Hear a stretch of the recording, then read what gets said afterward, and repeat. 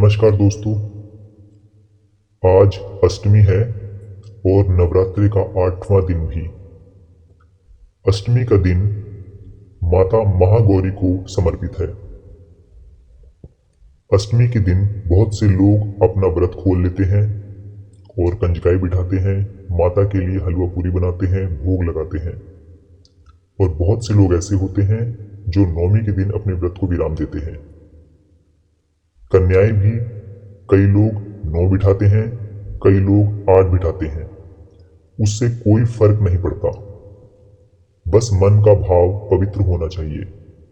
कन्याएं कईयों को 8 नहीं मिलती, 9 भी नहीं मिलती। आपको जितनी भी कन्याएं मिले, आप उनका स्वागत करें, उनकी पूजा उपासना करें।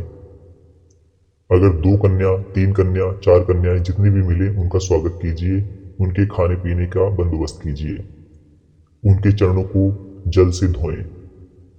यह आवश्यक है। कन्या के साथ एक लंगूर के रूप में भी एक बच्चा बिठाया जाता है, जिसे हम भैरव का रूप मान सकते हैं।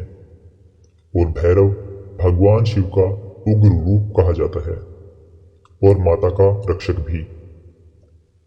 कई लोग लंगूर के रूप में हनुमान जी को देखते हैं। आपने देखा होगा, जिस किसी भी आप देवी के मंदिर में जाते हैं तो हनुमान जी को मंदिर के बाहर पाते हैं, क्योंकि हनुमान जी माता के रक्षक हैं। बहुत से पंडित ऐसे हैं जो शास्त्रों में लिखा हुआ बताते नहीं हैं, लेकिन मैं आपको बता रहा हूं। आप जब भी कन्याओं का चयन करें तो उनकी उम्र 5 साल से ज्यादा ना हो। ये मैं नहीं कहता, ये शास्त्र कहते हैं। अगर 5 साल से ज्यादा की उम्र कन्या की होती है तो कन्याओं की गिनती में नहीं आती। इसके पीछे भी एक कथा है। सत्यलोक में 4 कुमार हैं, जिनके नाम हैं सनत, सनंदन, सनत कुमार और सनातन। इन 4 कुमारों की खास बात यह है कि ये सदा 5 वर्ष के ही रहते हैं और ब्रह्मा जी के मानस पुत्र कहे जाते हैं। इसीलिए आप जब भी कन्याओं का चयन करें, कन्याएं बिठाएं, तो उनकी उम्र 5 वर्ष ही हो। अगर 5 से ज्यादा उम्र की कन्या आपके दरवाजे पर आ जाती है तो उसका तिरस्कार भी ना करें, उसका स्वागत करें और उसे भोग दें। खटाई का इस्तेमाल बिल्कुल भी ना करें। भोग में आप हलवा, पूरी, चना और सेंधे नमक का इस्तेमाल कर सकते हैं।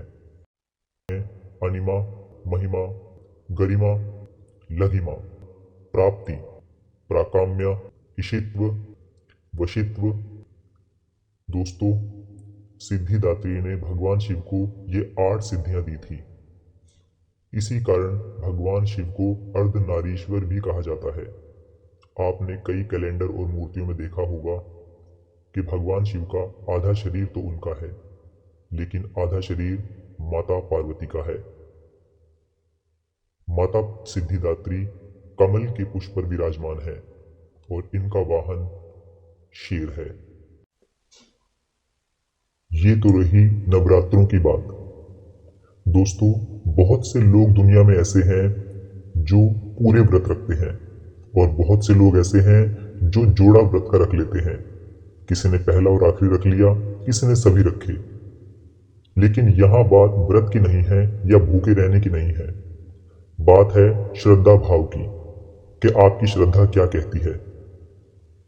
अगर नवरात्रे या कोई और व्रत कथा ना भी हो तो भी मनुष्य को व्रत जरूर रखने चाहिए, और इस व्रत की अवधि हफ्ते में 1 बार तो होनी ही चाहिए। कई लोग दिन में 3 बार खाते हैं, कई लोग 4 बार भी खाते हैं। इससे वो केवल अपने ही शरीर को खराब करने पर तुले हुए हैं। इसलिए मैं आपसे ये गुजारिश करूंगा कि आपको दिन में 1 ही बार खाना है। अगर आप दिन में 1 ही बार खाने का चयन करते हैं तो मैं आपसे वादा करता हूं कि आप स्वस्थ रहेंगे। आपको डॉक्टर्स के या अस्पतालों के चक्कर नहीं लगाने पड़ेंगे। उपवास रखने से शरीर आपकी गंदगी साफ करता है। अगर आप हफ्ते में एक बार व्रत नहीं रख सकते तो महीने में 3 व्रत जरूर कीजिए, क्योंकि महीने में जो 3 तिथियां आती हैं जैसे एकादशी, अमावस और पूर्णिमा, इन 3 दिनों में आप व्रत जरूर करें। एकादशी का व्रत बहुत ही फलदायी होता है, इस दिन आप व्रत जरूर करें। अगर आप महीने में 3 व्रत नहीं रख सकते तो कोई बात नहीं, लेकिन महीने में एक व्रत जरूर कीजिए और वो व्रत है एकादशी का व्रत। एकादशी का व्रत भी 2 तरह का होता है, एक बिल्कुल भूखे रहना और दूसरा जल भी ना ग्रहण करना। जैसी आपकी श्रद्धा हो आप वैसा कर सकते हैं, लेकिन मैं आपको यही सुझाव दूंगा कि आप भूखे रहकर व्रत की शुरुआत करें। सारा दिन जल पीकर ही निर्वाह करें।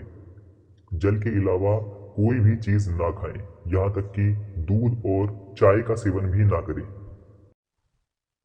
जिस दिन आपका उपवास हो उस दिन अगर आप शादीशुदा हैं तो अपनी स्त्री से दूर रहें, और यदि कुंवारे हैं तो किसी भी स्त्री के लिए अपने मन में गंदे विचार ना लाएं। और आप एक बात सदा याद रखें, उपवास कोई विवशता नहीं है, उपवास एक आवश्यकता है। इस आवश्यकता को जरूर पूरा करें। अगर आप महीने में एक उपवास रखते हैं, एकादशी के दिन उपवास रखते हैं, तो इसका शुभ फल केवल आपको ही मिलने वाला है, किसी और को नहीं। जिस दिन आप एकादशी का व्रत रखते हैं उस दिन केवल दिन में एक ही बार खा लें, और वो भी फल आहार ही लें। बीच में कुछ भी ना खाएं, न दोपहर को न शाम को। शाम को व्रत भी ना खोलें, केवल और केवल जल का ही सेवन करें।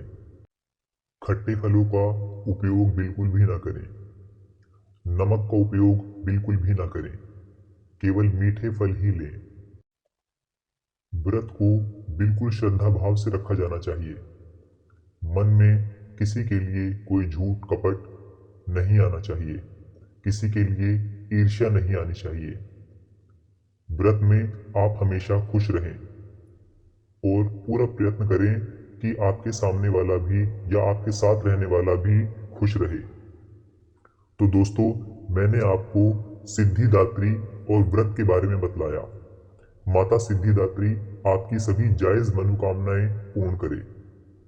आज के लिए मुझे इजाजत दीजिए। जय श्री राम।